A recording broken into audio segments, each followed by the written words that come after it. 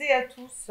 C'est vraiment une grande joie et une grande fierté de vous voir aussi nombreux et nombreuses ce soir parce que, comme vous vous en doutez, on a eu très peur de cette reprise et la grande question était est-ce que le public sera au rendez-vous? Et c'est vraiment, notamment pour cet événement en particulier, vraiment un grand plaisir pour le Liberté de vous accueillir tous. Je vais faire très court parce que cette table ronde va être très courte dans la mesure où plusieurs événements vont se dérouler tout au long de la soirée. Je vous invite vraiment, et pour ne pas vous le réciter, à prendre le programme qu'a concocté Benoît Arnulf en cinéma pour l'association Les Ouvreurs, avec qui on est en partenariat sur l'organisation de l'ensemble de cette programmation artistique et pour la première édition de ce festival ici à Toulon. De nombreux films vous seront proposés. Encore une fois, on est à votre disposition. Benoît, tu peux peut-être te signaler auprès du si vous voulez plus de détails sur certains films et la programmation. Et on reste ici plutôt sur les questions qui nous animent et la question notamment qui nous comporte tous là, et c'est de la visibilité et de l'existence de la communauté LGBT à Toulon. Je vous souhaite une bonne soirée et un bon festival en entier, puisqu'on est là jusqu'à dimanche, comme vous le savez certainement déjà. Je laisse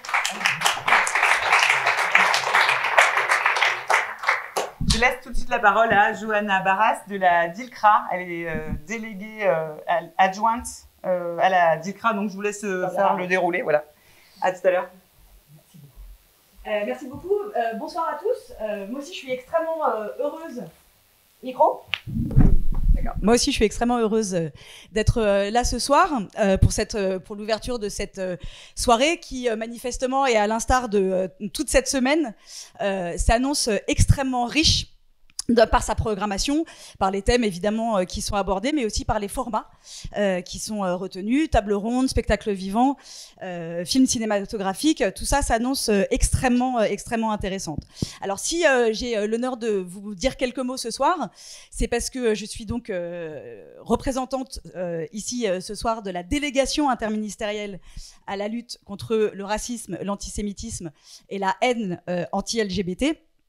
Et à ce titre, j'ai l'immense honneur de contribuer à l'existence de ce festival. Alors évidemment pas personnellement sur mes données PIOP, mais avec les fonds des pouvoirs publics. Et pourquoi je le dis? Parce que c'est évidemment important et essentiel que le gouvernement, les pouvoirs publics, l'État aujourd'hui se mobilisent pour rendre ce type de festival, ce type de programmation possible. Alors, je disais tout à l'heure que j'étais extrêmement heureuse. En fait, ça recouvre toute une palette de sentiments. D'abord, je suis extrêmement intéressée d'entendre ce qui va être dit pendant la table ronde, puisque l'objet de la DILCRA, c'est précisément de lutter contre la haine anti-LGBT. Et donc, les moyens qui sont développés sur des territoires comme Toulon pour le faire nous intéressent au plus haut point. Curieuse aussi de découvrir les films et les lectures que vous avez choisi de nous présenter. Et puis, je l'ai dit, fière de participer à rendre cela possible par un accompagnement. Alors, quand on dit accompagnement, généralement, ça veut tout simplement dire qu'on met de l'argent. Et puis parfois, ça s'arrête là. Nous, on essaie de faire un tout petit peu plus. Et accompagner ici, ça veut dire essayer de rendre possible des rencontres.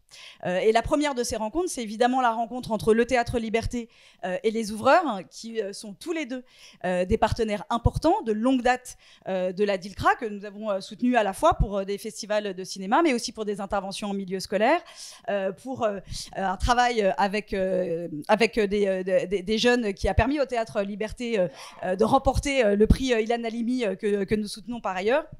Donc des partenaires avec lesquels on a le très grand plaisir de travailler depuis longtemps et qu'on est évidemment très heureux de voir travailler ensemble sur cette opération.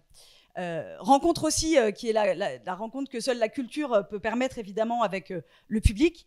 Et si on est ici ce soir et si la DILCRA en est partie prenante, c'est parce qu'on est convaincu que ce festival, il permet à la fois de donner de la visibilité aux personnes LGBT, à leurs expériences, à leurs combats, à leurs luttes, mais aussi de participer à lutter contre les préjugés LGBT-phobes Et donc, c'est l'idée que ce festival, c'est à la fois évidemment un moment de partage inclusif pour toutes les personnes concernées, mais aussi un moment de sensibilisation du grand public. Et je pense que vous allez nous montrer ça ce soir.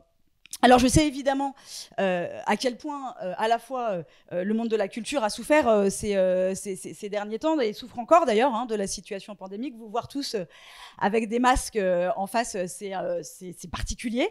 J'ai la chance d'être suffisamment loin de vous pour m'en dispenser pendant quelques minutes.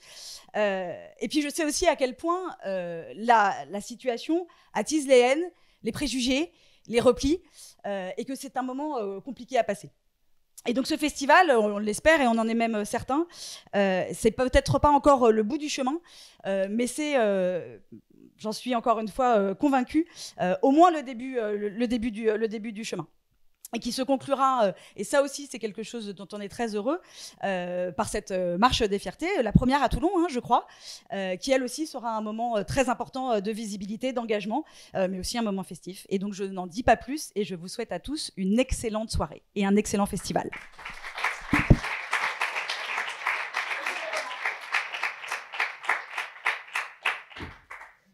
Bonsoir à tous, bonsoir à toutes. Donc, merci d'être venus si nombreux ce soir.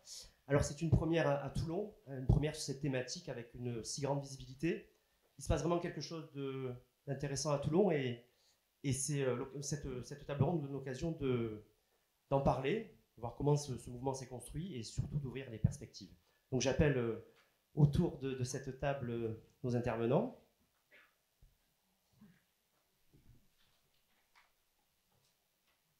Donc Yolande Eskenazi, qui est...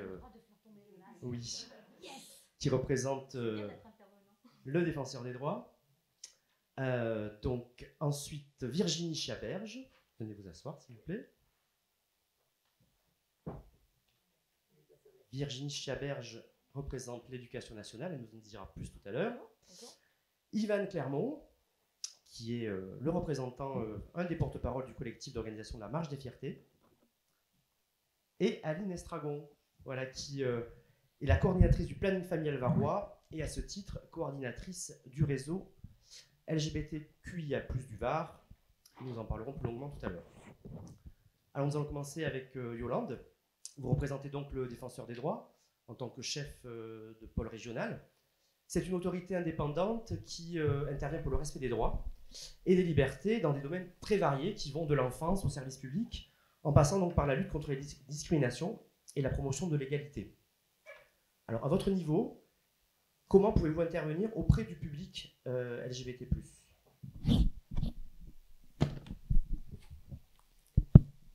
Et tout ça en 15 minutes, c'est ça? Bien sûr. Il m'a fait la leçon. Alors, la première chose, d'abord, merci de m'accueillir et je suis ravie, moi aussi, d'être parmi vous. Je pense que c'est un temps important. C'est pas si souvent que ça, donc ça mérite d'être souligné quand même. Déjà, vous avez dit des choses quand même. Vous avez dit autorité indépendante, défenseur des droits. Je ne sais pas si vous connaissez tous. Donc, une autorité indépendante. Donc, notre nouvelle défenseur des droits s'appelle Claire Hédon. Elle succède à Jacques Toubon, qui lui était peut-être connu. Et nous sommes chargés de veiller au respect des droits et des libertés.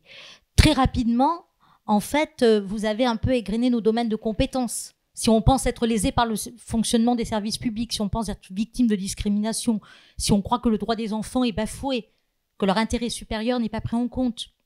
La question aussi de ce qu'on nomme peut-être un peu trop rapidement les violences policières, mais en tout cas de manquement à la déontologie. Tout ça, ce sont nos sujets. Et ces sujets, ça traverse aussi la question de la LGBT-phobie, ça traverse aussi la question de l'orientation sexuelle, ça traverse aussi la question de la transidentité. On agit en droit par le droit, ça c'est le pilier fondamental du défenseur des droits. Et je pense, et je suis certaine que vous me suivrez sur ce chemin, que la question de la lutte contre la LGBT-phobie, c'est quand même une histoire de lutte pour les droits. Dépénalisation 82, c'est pas très vieux quand même. Pax 99, mariage pour tous 2013. 2012, pour la première fois dans la loi sur le harcèlement sexuel, on voit apparaître le critère de l'identité sexuelle qui prohibe toute discrimination et qui est depuis devenue l'identité de genre. La question de l'accès à la PMA pour toutes les femmes. La question de la reconnaissance et la filiation, par exemple, des enfants nés à l'étranger, GPA, etc., etc. Une question de droit et une question qui a été fortement portée par la société civile pour passer d'un système qui répugnait l'homosexualité à un système où il s'agit bien et bien de réprimer la question de l'homophobie et de la transphobie. Et donc je salue cette initiative de la société civile et j'espère évidemment que ici, aujourd'hui, à Toulon, se créera cette mobilisation. Alors, rapidement, j'ai été rapide. Qu'est-ce que ça veut dire? Ça veut dire que des avancées législatives, il y en a eu. Un arsenal juridique en matière de droit de la non-discrimination, il y en a. Si j'avais le temps, je vous raconterais un petit peu toutes les lois autour de la non-discrimination et les discriminations liées à l'orientation sexuelle ou transgenre. Je n'ai pas le temps. Mais ça existe. Donc la question, elle est celle de se mobiliser. Elle est celle de faire valoir son droit. Elle est celle d'accompagner.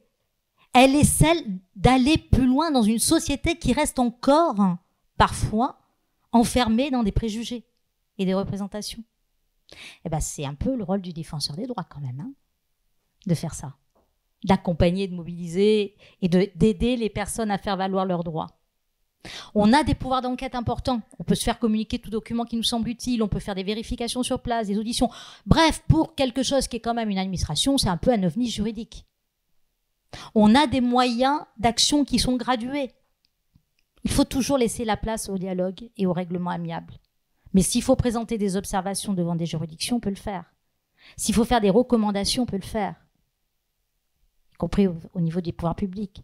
S'il faut aller se présenter devant, et c'est pas nous, c'est la défenseur des droits aujourd'hui, devant les assemblées parlementaires pour faire évoluer la loi, on peut le faire. Les sujets sont nombreux sur lesquels nous sommes saisis là-dessus. Comme je suppose que j'ai déjà pris du temps, je ne vais pas tous les citer. Mais si vous voulez, je pourrais y revenir. Alors, je vais en prendre peut-être deux. J'aurais pu prendre d'autres sujets. Je vais rebondir par exemple sur une histoire ou une situation qui a été très médiatisée ces dernières semaines. Pas dans ce département, mais dans un département de notre région. Cette petite fille de 7 ans, née petit garçon. Et cette question de s'intégrer et d'être reconnue en tant que petite fille en milieu scolaire. Évidemment, elle se choisit un prénom féminin. Pas simple pour la direction d'école, pas simple pour la maîtresse, pas simple pour tout l'environnement scolaire. Premier problème, est-ce que ce changement de prénom va être accepté? Comment? Que dit le droit, par exemple, par rapport à ça? Et puis si, par exemple, les parents, plus tard, ou elles-mêmes, allaient devant un officier public pour faire des changements de prénom, malgré la circulaire de 2017, qui est une belle avancée, il y a encore tellement de marge d'appréciation selon le service public auquel vous êtes, que c'est pas dit que la réponse soit la même. Il faut aussi faire évoluer ces questions-là. Et puis, parfois on est démunis, on est mal préparé, donc forcément que tout ça, ça ne s'est pas passé dans le monde des bisounours. Donc, moquerie, humiliation, question peut-être même éventuellement de ce qu'on peut appeler du harcèlement, parce que ça se prépare et qu'on n'est pas toujours préparé. Et donc, cette histoire, c'est aussi celle-là, c'est aussi de savoir comment jouer sur le climat scolaire, par exemple, comment progresser, comment aller, c'est pas qu'une question de droit, c'est une question aussi d'éducation. Si j'ai pris ce cas-là, c'est pour dire que, vous voyez, par exemple, en défenseur des droits, et d'ailleurs ça a été le cas, les parents se sont adressés à une association, c'est très bien, qui est spécialisée sur ces questions-là, mais ils ont aussi frappé à la porte d'un délégué du défenseur des droits, c'est complémentaire. Nous ne sommes pas à la même place, nous ne sommes pas à la même posture, nous n'avons pas les mêmes moyens d'action.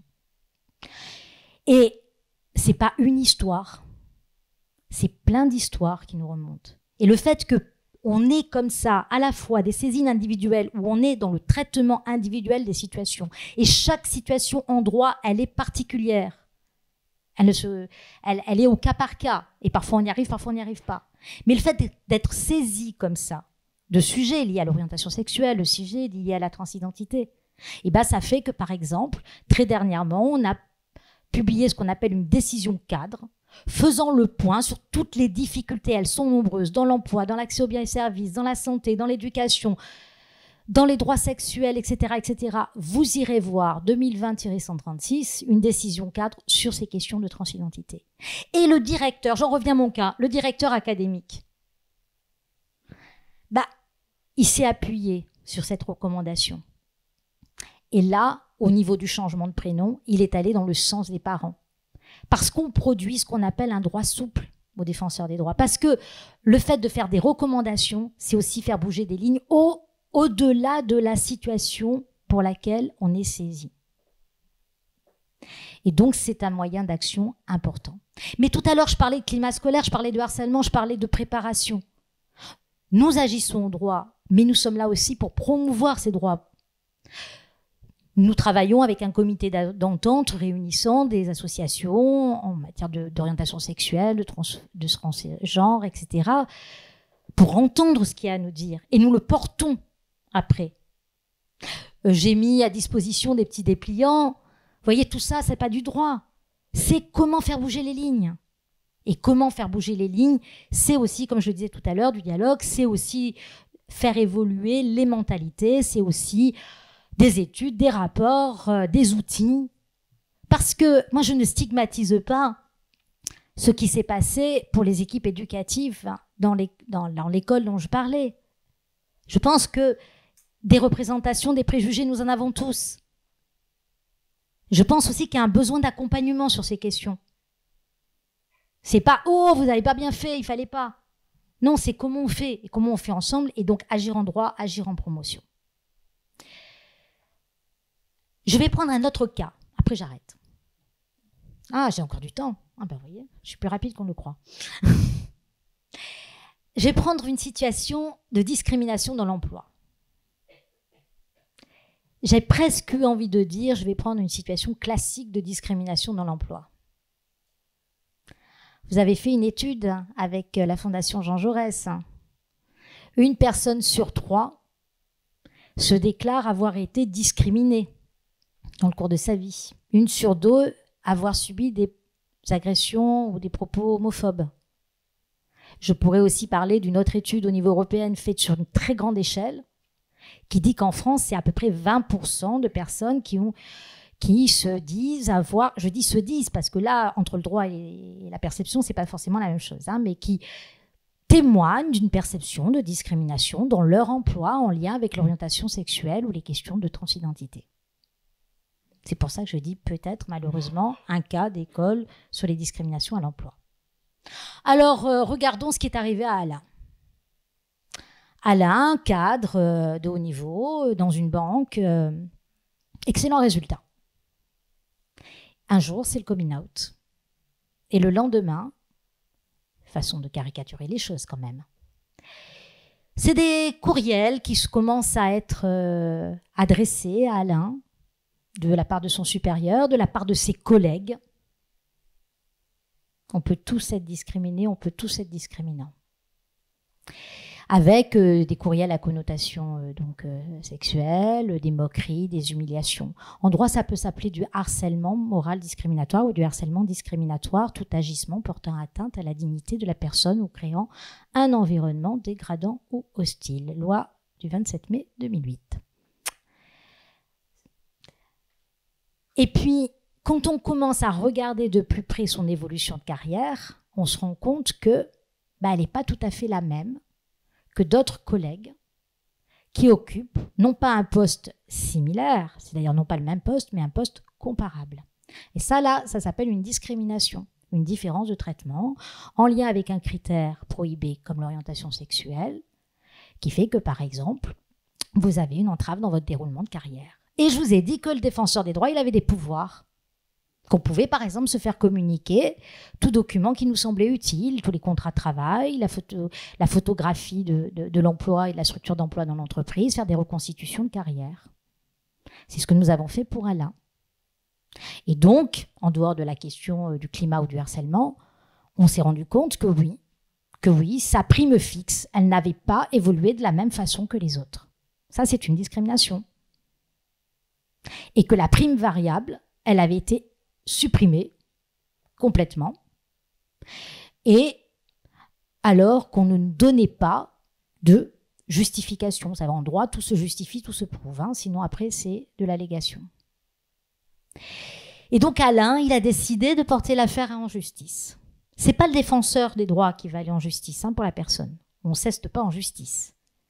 Mais si on est saisi et que, au terme de notre décision, le ou la défenseur, donc en l'occurrence aujourd'hui maintenant la défenseur des droits, décide de présenter des observations devant toute juridiction, quelle qu'elle soit, pénale, administrative, cour d'appel, prud'homme, tout ce que vous voulez, nous pouvons le faire. C'est ce que nous appelons être l'ami de la cour. C'est-à-dire que nous venons dire ce que nous avons vu, donc ramener les éléments de preuve que nous avons collectés au juge, et nous sommes là aussi pour rappeler le droit en vigueur. Évidemment, nous n'avons pas de pouvoir de sanction propre. Mais nous allons dire ah, l'article ci, l'article ça, etc. Donc, en conclusion, la conclusion, elle est celle-là. Monsieur le juge, pour Alain, parce que pour d'autres, ce n'est pas le cas, mais pour Alain, il a fait valoir son droit. Le juge a suivi les recommandations du défenseur, 600 000 €, dont 100 000 € pour le préjudice moral. C'est intéressant, ça. D'accord ? Donc, vous l'avez compris, nous sommes là pour aider à faire valoir le droit. Nous avons des pouvoirs, nous avons des moyens d'action gradués, de règlements amiables, en passant par des observations, en faisant des recommandations, en ayant des pouvoirs de réforme. Tout à l'heure, je parlais de la décision cadre, qui est une recommandation qui s'adresse à tous sur la question des transidentités. Mais le défenseur, il est allé aussi frapper à la porte des assemblées parlementaires, Sénat, députés, pour, par exemple, lors des discussions sur la loi bioéthique, dire ce que nous avions à dire sur des propositions de réforme. Et puis, il restera un sujet que peut-être je pourrais aborder en temps 2, comme on dit. C'est et nous, là, à Toulon, on va faire quoi et comment, ensemble? Merci beaucoup, Yolande Eskenazi.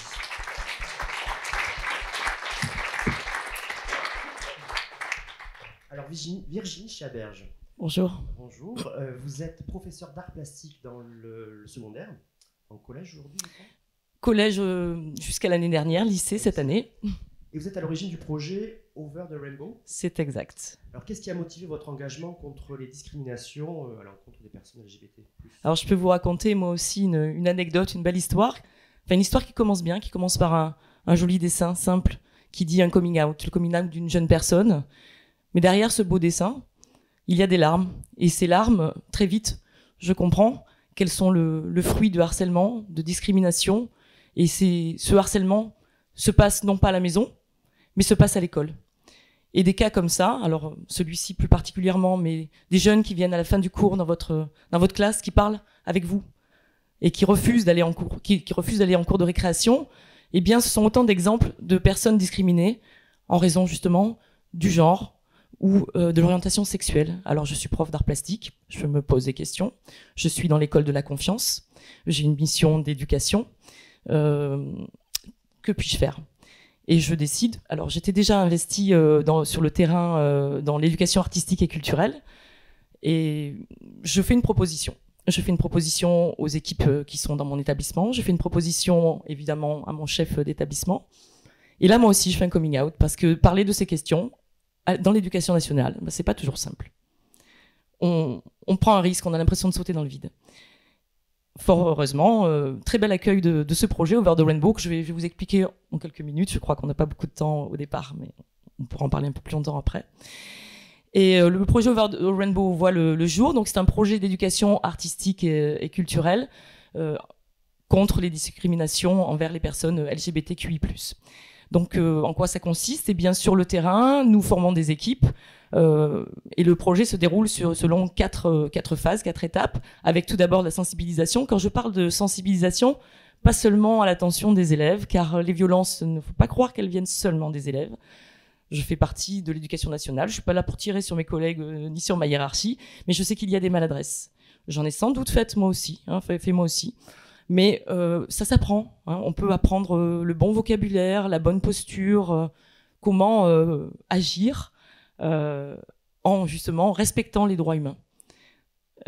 Donc ça, c'est la sensibilisation qui se fait avec des gens comme Transmission, SOS Homophobie, AIDS, les ouvreurs. Donc on a sur le terrain des gens qui font ça très bien, auxquels on peut s'adresser, qui sont en plus agréés.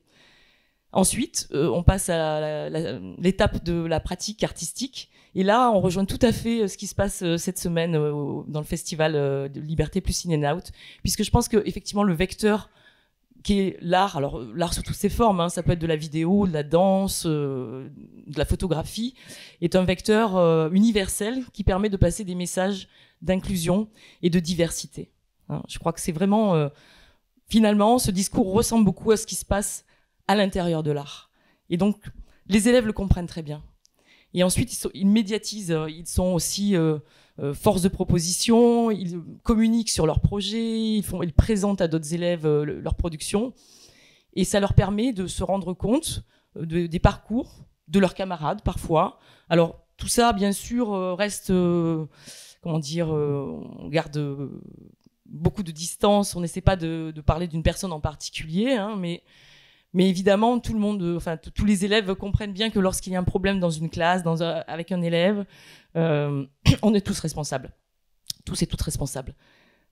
Les professeurs, tous les personnels des établissements et les élèves. Voilà, donc c'est un petit peu l'idée de ce projet, donc qui est mené dans le Var, mais enfin dans toute l'académie d'ailleurs. Donc dans les établissements où je passe, et puis j'essaie aussi de former donc les enseignants, les établissements qui en font la demande. Voilà.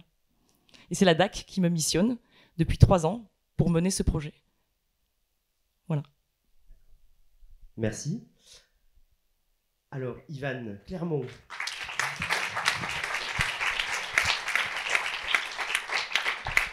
Comme je l'ai dit tout à l'heure, vous êtes un membre actif, militant de l'association Transmission et un des porte-parole du nouveau collectif donc, qui se charge de l'organisation de la première marche des fiertés à Toulon. Alors comment, dans une ville comme Toulon, qui n'a pas cette tradition de Pride, comment on est assez fou pour se lancer là-dedans ? Pour répondre à cette question, je vais rappeler un petit peu comment l'historique, comment on est arrivé à avoir envie de créer une Pride dans cette ville. Et donc moi, je n'étais pas là au tout début, donc on m'a raconté. Toulon, c'est un territoire, le Var en général, c'est un territoire où il n'y a pas beaucoup de... la communauté LGBTQI+, c'est pas très visible, quoi. Mais sur Toulon, il y avait quand même déjà des associations. Il y avait une antenne de SOS Homophobie. Il y avait une association qui s'appelle Randos Provence, qui organise des randos entre personnes gays et lesbiennes. Notamment, il y a Aide aussi, qui travaille pas que sur des questions LGBT, mais qui travaille avec un public LGBT, entre autres. Bref, du coup, à peu près depuis 2012, il y avait des ciné-débats en fait, qui étaient organisés pour l'IDAOT, la journée contre l'homophobie et la transphobie, donc le 17 mai. Voilà, donc ça a commencé en fait, à permettre aux gens de se rencontrer, de faire des choses ensemble. Et le gros coup de démarrage, en fait, ça a été mai 2019, donc avec l'organisation des courts-métrages aux Libertés. Donc notamment réalisé Elidao, voilà, et notamment donc des courts-métrages réalisés par des élèves de Virginie, entre autres. Non, bon, à peu près, plus ou moins. Et donc c'était un festival qui avait été marrainé par Christine Toubera. Voilà, et en gros, tous ces gens ont commencé à se rencontrer, à parler ensemble, et il y a eu l'idée d'organiser une marche en fait, qui a commencé à émerger à ce moment-là, vraiment pour créer un moment de visibilité, pour dire, voilà, on fait chacun des actions dans notre coin. Il faut qu'à un moment, on se coordonne et on fasse quelque chose ensemble. Et donc moi, c'est à ce moment-là que je suis arrivée. Donc moi, je fais partie de l'association Transmission, du coup, qui est une association de personnes transgenres et intersexes sur Toulon. En fait, c'est une association qui est toute jeune. On l'a créée en décembre dernier. Voilà, et donc dans le cadre de cet asso, on est arrivé... au milieu de ces gens en fait, qui commençaient à parler de créer une Pride. Donc ça a été les premières réunions, donc fin 2019 au planning. J'ai oublié de citer le planning tout à l'heure dans les assos, mais il y avait le planning, désolé. Et voilà, donc on a commencé à se réunir avec toutes les assos là, que j'ai citées tout à l'heure, donc fin 2019 au planning, avec cette envie de créer une marche en étant complètement dans l'inconnu, puisque personne n'a jamais fait ça à Toulon et que Toulon n'est pas réputé pour être un endroit très LGBT friendly. Voilà, du coup, on a commencé à discuter et il y avait plein d'enthousiasme, on était tous hyper contents et à la fois il y avait plein de peur, on se disait mais bon, ça va se passer, on va marcher, on va se faire jeter des tomates, ça va être terrible, mais voilà, finalement, ces peurs-là, elles ont été évacuées et on s'est dit qu'on avait vraiment envie de ce moment, quoi, de visibilité, qui soit un moment festif et qui soit un moment où on puisse aussi revendiquer voilà, quoi, toutes les choses dont on a parlé avant. Et c'est à un moment-là que du coup il y a la subvention de la DILCRA qui intervient. Donc on a une subvention qui tombe pour l'organisation précisément d'une marche. Voilà. Et donc, on continue nos réus, tout ça. Et là, on se dit, on est plein d'assauts et d'individus, et notamment aussi le projet de Virginie. Et il faut qu'on se structure en collectif, quoi, pour avoir une visibilité, une identité commune. Donc, voilà, le collectif Toulon est né début 2020. Donc, pour l'instant, c'est un collectif informel, en fait, qui réunit toutes nos assos et qui a une identité, notamment visuelle, commune, quoi. J'espère que vous avez vu les visuels. Et donc, c'est ce collectif-là qui est en charge de l'organisation de la marche, quoi, qui a lieu samedi, du coup. Et voilà, et dans nos perspectives, on aimerait, pour l'année prochaine, créer vraiment une asso plus formelle, en fait, qui soit en charge vraiment de l'organisation de cette marche, pour la pérenniser, et continuer à la faire dans les années qui suivront, en espérant que cette première année sera déjà une réussite, d'autant plus que toutes les marches de la région ont été annulées. Du coup, voilà, on espère que la nôtre, elle va fédérer. Et du coup, juste pour faire un point, elle part donc samedi à 17h de la place de la Liberté. On marche à travers la ville jusqu'à la place de l'Équerre et ensuite, il y a une soirée festive du coup sur la place de l'Équerre. Voilà. Merci Ivan. Donc rendez-vous samedi.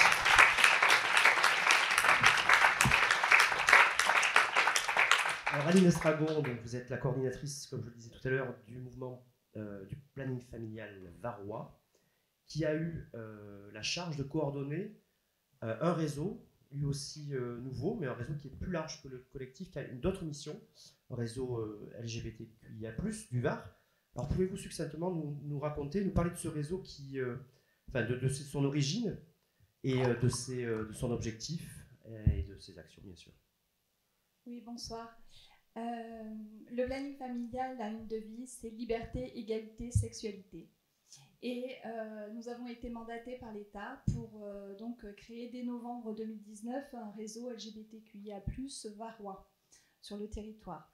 Donc l'objectif de ce réseau, c'est de coordonner les actions, les services et l'offre pour la communauté LGBTQIA+. De nombreuses structures institutionnelles, associatives existent déjà sur le territoire dans les champs d'intervention et d'action à destination de la communauté LGBT, notamment AID, qui est ici présent dans la salle, SOS Homophobie aussi présent, Transmission notamment. Mais il y a aussi des associations qui peuvent apporter des services et des offres à la communauté dans leur champ de compétences initiales.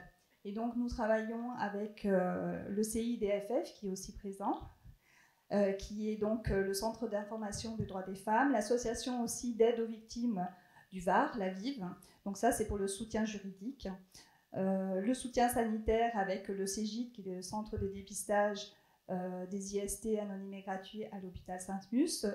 Pour la santé sexuelle, il y a aussi bien sûr le planning familial varois, et puis le soutien psychosocial et sanitaire avec l'association varoise pour le respect de l'enfant, Havre, l'association Vivre en famille, l'association de l'école des parents sur Toulon aussi.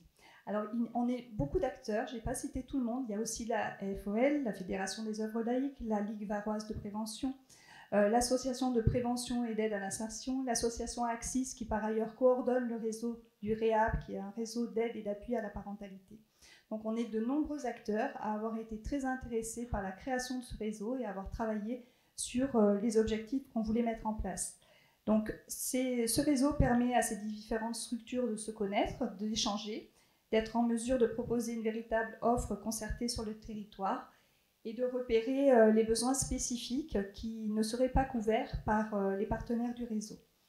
Ce réseau est né par des participations volontaires et a déjà à son actif plusieurs résultats et initiatives visibles dans son action.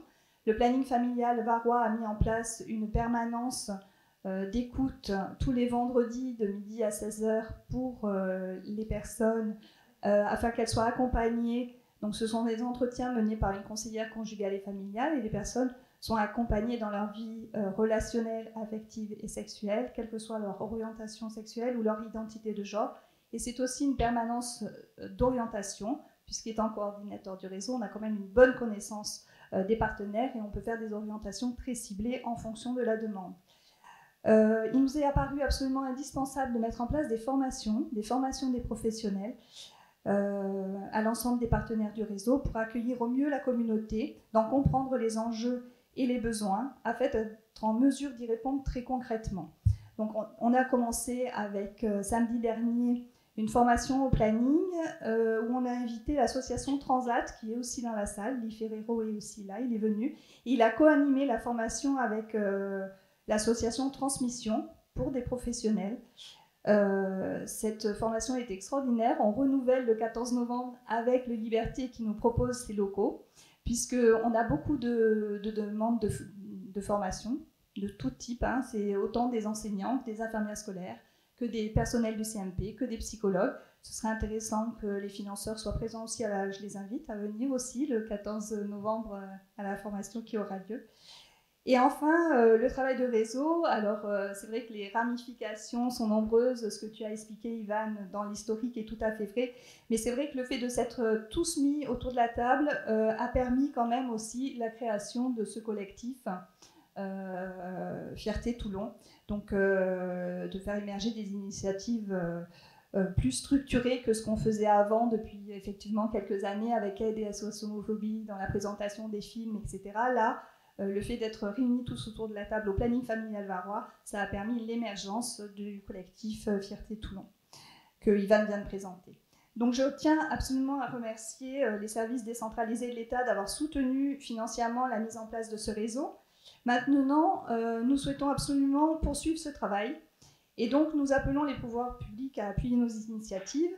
Financer l'événementiel, c'est vraiment indispensable parce que par la culture, il y a une visibilisation de la communauté, il y a aussi une prise de conscience du grand public, mais je pense qu'il faut aussi absolument s'engager parallèlement sur le travail de fond en termes de formation et de prévention. Investir et travailler sur la prévention peut sembler ingrat parce qu'on n'a pas les résultats immédiatement.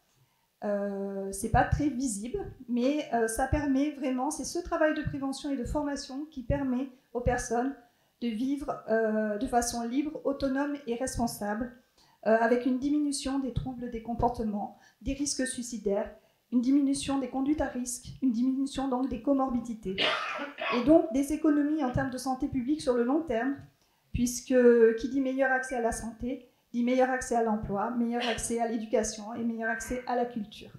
Merci beaucoup. Et il y a aussi, donc, comme j'ai cité tous les partenaires, il y a beaucoup de partenaires qui sont dans la salle aujourd'hui et qui pourront répondre aussi aux questions si vous le souhaitez. Merci beaucoup, Aline. Merci à tous les quatre pour ce premier tour de parole. Je crois que vos quatre interventions ont permis d'abattre pas mal de préjugés sur Toulon, sur le Var. Non seulement le mouvement LGBT se construit, il est actif, mais en plus il se développe sous le regard un peu bienveillant d'institutions quand même, que ce soit la DICRA, le Défenseur des droits ou l'Éducation nationale. Alors maintenant, c'est à votre tour de prendre la parole.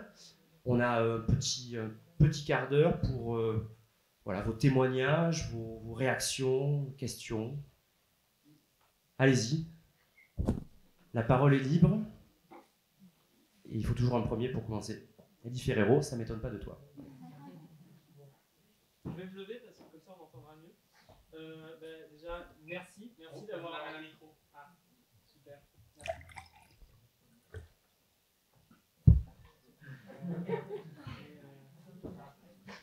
Ah, voilà. Bon, avec un micro, c'est peut-être un peu mieux. Merci beaucoup. Je suis très d'être là, d'avoir organisé tout ça, parce que vraiment, je suis très très content d'être venu aujourd'hui est de pouvoir participer samedi prochain à une Pride à Toulon. C'est incroyable, d'autant que la Pride Marseille a été annulée cette année, donc je suis incroyablement content de tout ce qui se passe et de tout ce qui est mis en place. On est presque un peu jaloux parce qu'à Marseille, on n'a pas de réseau comme ça. Donc à Caen, le modèle varois qui s'exporte. Voilà. J'aimerais moi revenir sur le sujet de la petite Lily qui a été évoquée, donc la famille d'Aubignan. Nous, on a accompagné cette famille puisque c'est notre référente à Avignon qui l'a accompagnée et j'ai eu au téléphone la maman de nombreuses fois. Merci d'avoir évoqué cette situation parce que c'est une situation qui est préoccupante. Même si le problème de cette famille-là a été résolu dans la mesure où l'éducation nationale est revenue sur sa décision, il a fallu quand même une médiatisation croissante pour forcer le rectorat à plier. Il faut savoir quand même que l'inspectrice d'académie a d'abord dit que non, il était absolument hors de question de genrer Lily au féminin, qu'il fallait l'appeler par son dead name, qu'il fallait l'appeler il. Elle a fait passer des consignes à la maîtresse qui n'a pu que se plier donc à ces consignes-là. Moi, je commence à en avoir marre d'accompagner des familles et à chaque fois de leur dire bah, écoutez, on va faire une première médiation. À chaque fois, on apporte le texte des défenseurs des droits, on apporte des textes d'autres pays qui ont des législations très précises concernant l'inclusion des enfants transgenres et la transidentité des enfants. À chaque fois, c'est balayé d'un revers de main. À chaque fois, on nous dit « Ah, mais il faut amener cet enfant chez le psychologue ». Alors, je le répète, je l'apprends peut-être à certains, la transidentité, ce n'est pas une pathologie mentale. Donc, à 7 ans, on n'a pas besoin d'aller voir un psychologue. Que ce soit donc à 7 ans, à 50 ans, à 3 ans, à 25 ans. Quand on est trans, en fait, si on n'en a pas envie, on n'a pas besoin qu'on nous force d'aller voir un psychologue, un psychiatre ou que je ne sais quoi encore. Donc, c'est une question que je vous pose. Je n'ai moi-même pas la réponse. J'aimerais beaucoup avoir la réponse. Mais au bout d'un moment, qu'est-ce qu'on peut faire? Quand est-ce qu'on aura vraiment un texte qui nous dira, voilà, les enfants de tout âge dans l'éducation nationale, les enfants trans, que leur famille soit d'accord ou non d'abord, parce que finalement, quand la famille n'est pas derrière...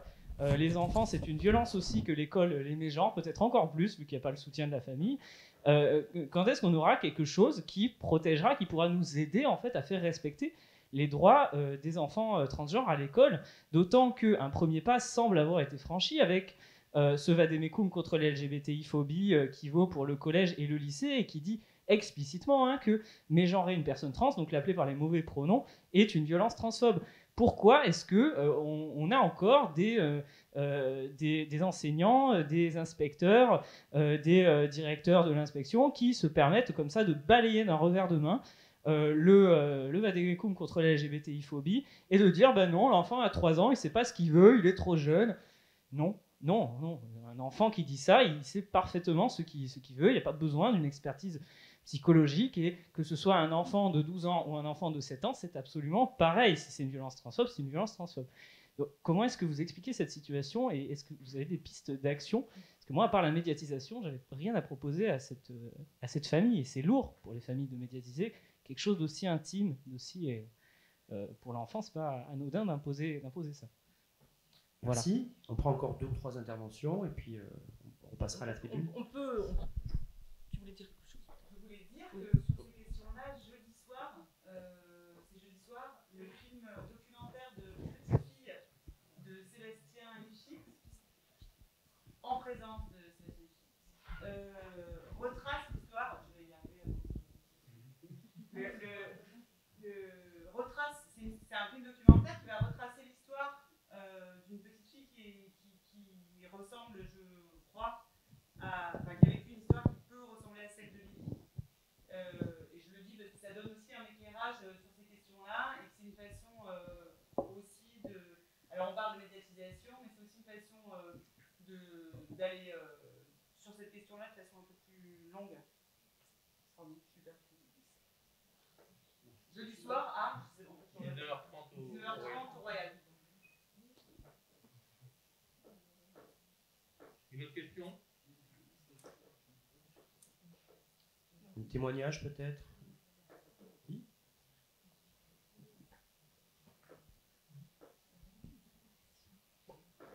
Bonsoir. Je ne sais pas si ça fonctionne. Oui. C'est plus un témoignage et peut-être une petite question. Moi, j'ai fait mon coming out sans trop vraiment le faire il y a 2 ans. Quand je dis sans trop vraiment le faire, c'est parce que c'était tellement naturel et évident pour moi que j'ai pas éprouvé le besoin de dire aux gens voilà ce qui se passe, voilà ce dont je me suis rendu compte sur ma vie. Je suis juste restée moi-même, j'en ai parlé à mes amis qui eux-mêmes m'ont dit mais Eva, t'avais pas besoin d'en faire tout un plat et de nous réunir pour nous le dire, en fait t'es heureuse, c'est tout ce qui compte. Donc ça m'a fait énormément de bien. Et en revanche, il y a eu la deuxième partie qui est la famille, qui est pas toujours la partie la plus agréable. Et je suis confrontée à 2 situations. La première situation, c'est que j'en ai parlé à ma mère. Je lui ai dit, écoute maman, voilà, j'ai toujours été avec des hommes, mais je me rends compte qu'en fait j'aime une personne indifféremment de son sexe. Et voilà, aujourd'hui je suis avec une femme et je suis heureuse avec elle. Et à partir de là, j'ai eu face à moi tous les clichés, je dis clichés parce que ça en devient des clichés, toutes les réactions les plus extrêmes possibles, alors que j'avais la certitude que ma mère était quelqu'un de très ouvert de ce qu'elle disait et ce qu'elle laissait paraître. Et j'ai eu face à moi voilà, une mère qui se détourne complètement de son enfant, qui la regarde comme si elle était une erreur de la nature, enfin bref, toutes les extrêmes possibles et imaginables. Et ça m'a empêchée en fait d'en parler à mon père. J'ai fini par lui dire lors d'une dispute 2 ans après. Et lui a eu la réaction totalement inverse, qui était de me dire bah, c'est très bien, bon, enfin, peu importe. Et en fait, ma question, c'est que je me suis retrouvée il y a quelques mois à me dire j'arrive pas en fait à discuter avec ma mère. On évite la question de ma vie amoureuse et sexuelle parce qu'en fait, ça la bloque, ça la ferme. Et je me suis retrouvée à me demander en fait vers qui je pouvais me tourner pour essayer d'avoir des pistes sur quel discours à avoir auprès des parents qui sont pas de la même génération et auprès de qui j'ai vraiment tout essayé. Donc je me suis retrouvée à appeler des numéros, alors je sais plus quelle association ou quoi, je me suis retrouvée à attendre 30 minutes au téléphone et n'avoir personne au bout, et comme c'est difficile comme démarche, je suis pas allée plus loin et je me suis dit bon bah ça passera, elle apprendra avec le temps à s'y faire en fait. Merci pour ce témoignage, j'aurai peut-être une réponse tout à l'heure. S'il n'y a pas d'autres interventions dans la salle, oui, bah, vous pouvez répondre.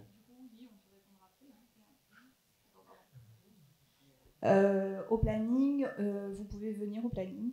Les entretiens qu'on fait sont soit pour des personnes en entretien individuel, mais très très souvent, même quasiment tout le temps, je vais finir par recevoir la mère et ou le père, ou les deux. Voilà. Donc c'est aussi des entretiens familiaux. Voilà. Il n'y a pas besoin d'un suivi très long. Il suffit généralement d'un entretien, ou 2, ou 3. Et là, par des techniques, vous verrez qu'on déconstruit les choses ensemble. Et que le fait que ce soit avec une professionnelle neutre, bien qu'on ne soit jamais neutre, mais bon, en tout cas en dehors de votre histoire intime, permet aux parents déjà d'être un peu distanciés par rapport à ce qui se joue entre vous et d'obtenir certaines réponses. Et voilà, c'est tout à fait possible. Oui, mais justement, c'est à la fois une réponse pour Lee et Eva, je crois. Il s'agit bien de déconstruire, tu viens de le dire. En fait, tout est dans l'idée de construction, la construction du genre. C'est une construction. Hein, donc quand on aura compris ça, quand on aura fait comprendre ça, et pourquoi la société met tellement de temps, pourquoi l'éducation avance très lentement, c'est que je pense qu'il y a encore beaucoup de travail d'éducation, de culture de l'orientation sexuelle, de sexualité. Et quand je dis culture, c'est au sens large, une culture scientifique, en termes de santé, en termes de représentation, énormément. Et on en est loin. Et donc c'est pour ça qu'il nous faut travailler sur la question des représentations. Tant que nous ne sommes pas à même d'offrir à ces jeunes générations, et aux plus âgés d'ailleurs, hein, des représentations, des personnes, des objets artistiques, des livres, de la culture, les représentants, à qui vont-ils pouvoir s'identifier, comment vont-ils pouvoir se construire? Donc déconstruire pour se reconstruire, pour construire nos identités. Je parle de nos identités parce que je suis une personne trans, au fond de moi. Voilà. Et on m'a construite, la société m'a construite à imiter la femme. Voilà, je suis devenue une femme. Mais il y a du travail, il y a beaucoup de travail, et on est là pour ça. dans l'éducation nationale, dans les associations. Et Toulon me fait vraiment plaisir aujourd'hui, parce qu'il y a une vraie envie de toutes les populations. Ce matin, je peux raconter rapidement, parce que, enfin, début d'après-midi, j'étais avec Elliot qui est dans la salle. Nous avons été invités au Collège La Marquisane, REP+, hein, et nous avons été accueillis par des jeunes gens, des jeunes personnes, pleines d'enthousiasme à l'idée de savoir ce qui se passait cette semaine et samedi. Et elles nous ont dit, on sera là, on sera avec vous. Et voilà, moi je compte sur ces personnes-là, je compte sur la jeunesse, je compte sur ces réseaux de personnes d'entraide. Et la jeunesse n'est pas dupe. Et je compte vraiment sur elle, je sais qu'elle a les clés. Mais il faut qu'on suive. Hein, voilà, à nous de suivre. Voilà, c'est un petit tract.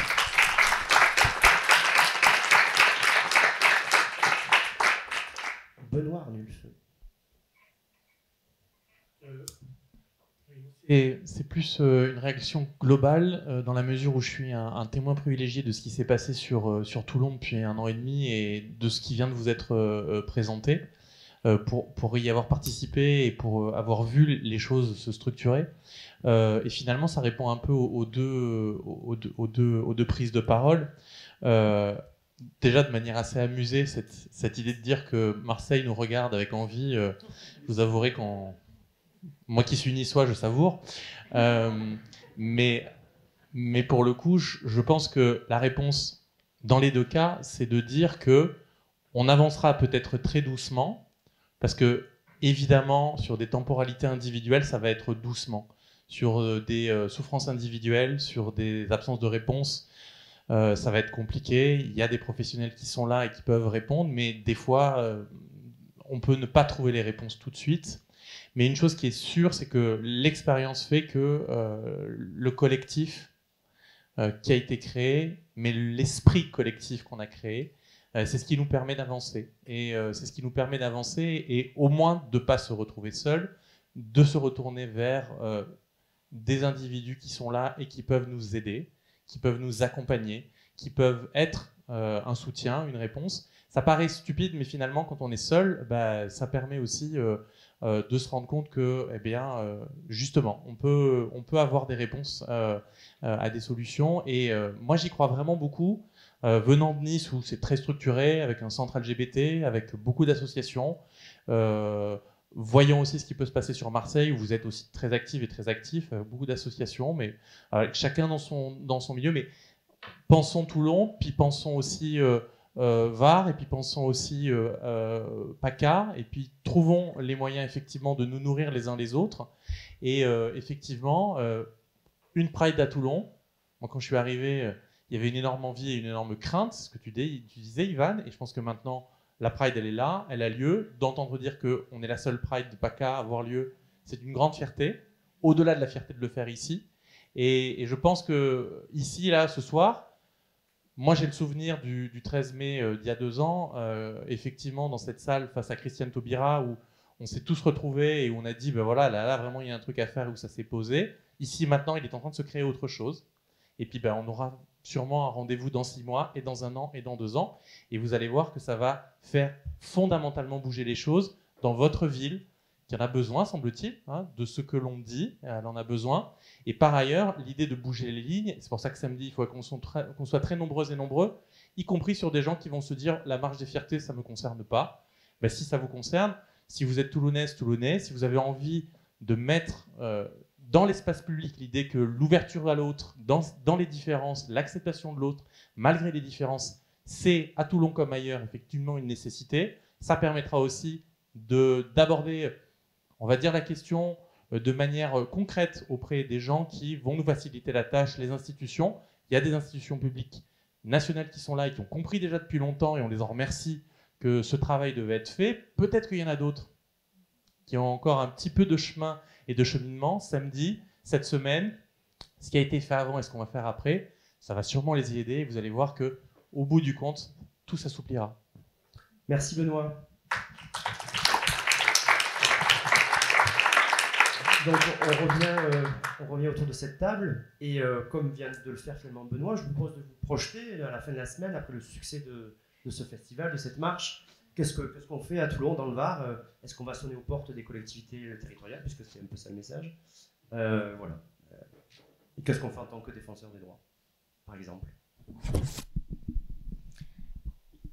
apprend à travailler ensemble. Et c'est pas simple de savoir travailler avec une institution. C'est-à-dire que il n'y a pas une démarche collective associative d'un côté, le public au milieu et l'institution quelque part ailleurs que l'on va ou que l'on va pas solliciter. Je pense que c'est important de savoir, c'est important de nous connaître, c'est important de savoir comment chacun on travaille, ce que chacun peut faire ou pas faire d'ailleurs. Très souvent, on se connaît, hein, par exemple, il y a eu des saisines, ça a alimenté la recommandation là et la décision cadre, même si parfois on n'arrive pas sur la décision, enfin sur la situation individuelle propre, parce que parfois c'est compliqué quand même. La question de la temporalité, moi, elle me semble importante, la question de la temporalité. Malheureusement, force est de constater, ça fait 15 ans que je travaille sur les questions de discrimination. Il y a une espèce de renouvellement chaque fois de la cause où on a l'impression que ça progresse, ça va, et puis hop, il y a du recul, et puis hop, ça réavance. Je l'ai dit tout à l'heure, c'est une lutte pour les droits, mais une lutte pour les droits, ça s'inscrit dans une temporalité qui est longue. C'est une question de représentation. Alors là, n'en parlons pas. On claque des doigts pour faire évoluer les mentalités. Non. On les fait évoluer par à-coups, on avance, malheureusement on recule. Eh ben c'est pas grave, on est là, et on réavancera ensemble. C'est ça. Et donc, moi, c'est vrai que souvent, pour nous, institutions et pour nous, défenseurs des droits, se pose la question du non-recours. C'est-à-dire qu'à un moment donné, quand on n'est pas saisi, ça ne veut pas dire qu'on pourra faire quelque chose à chaque fois qu'on est saisi, mais en tout cas, si on n'est pas saisi, c'est sûr qu'on ne pourra rien faire. Hein. Donc, nous, il faut qu'on soit saisi. Donc, il y a une question de non-recours.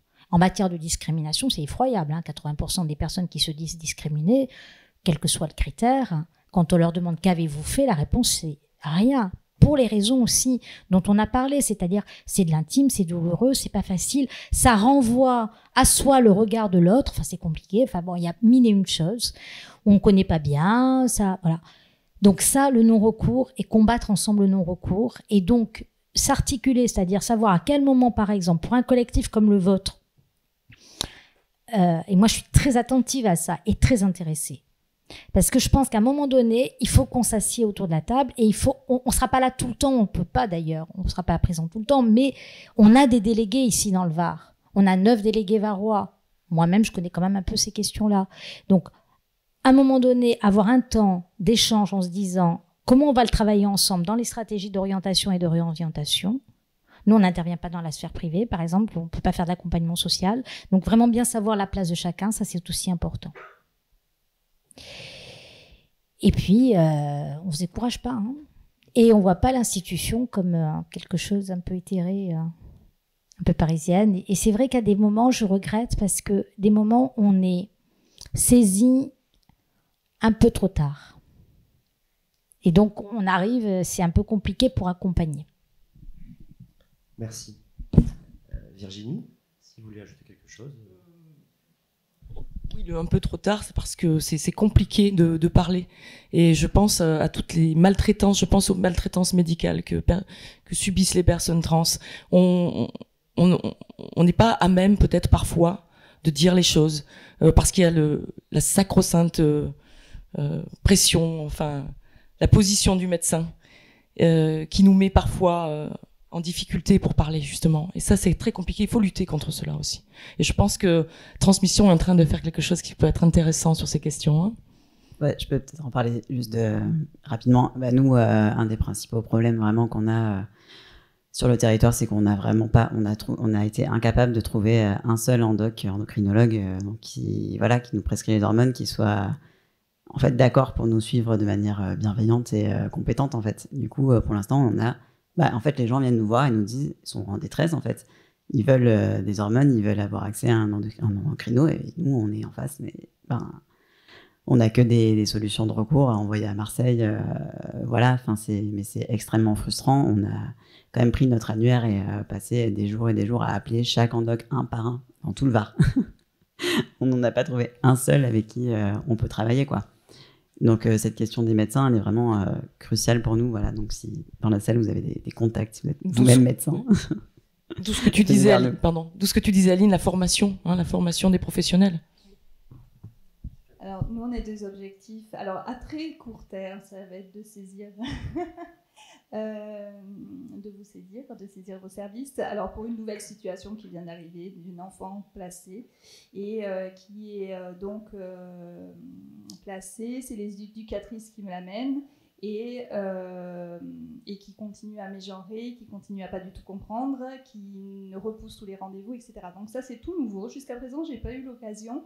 C'est vrai que moi, je fais des rappels à la loi, par exemple, au directeur de lycée, au proviseur.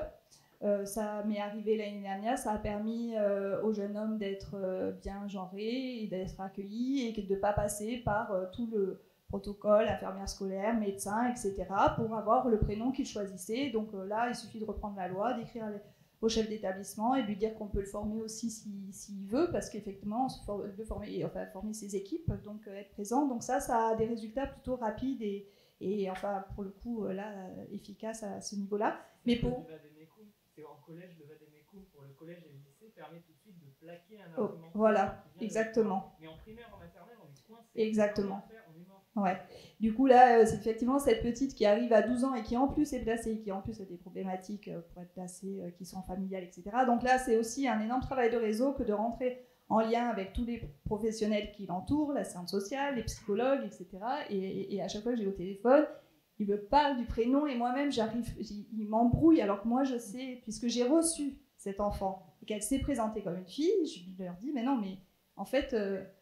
vous me parlez de cet enfant, mais pour moi, c'est pas... Donc déjà, rien que là, ils me disent non, mais pour nous, c'est comme ça. Donc petit à petit, je pense que je vais finir par et essayer de ne pas vous saisir trop tard. Mais c'est vrai. Alors ça, c'est à très court terme. Sur un terme moyen, c'est continuer ce travail de réseau en le diversifiant, en continuant à allier les partenaires, à continuant à proposer des réponses, et sur le Haut-Var aussi, puisque là, on est quand même sur un territoire très toulonnais, et que ce serait bien qu'on puisse aussi atteindre le moyen et le Haut-Var avec...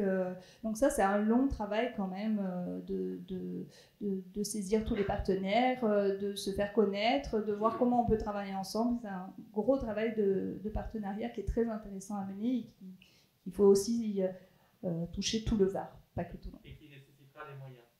Des moyens financiers, oui, et tout à fait. Ah oui, mais alors il va falloir... Rapide, on parlait de la suite, qu'est-ce qu'on fait après?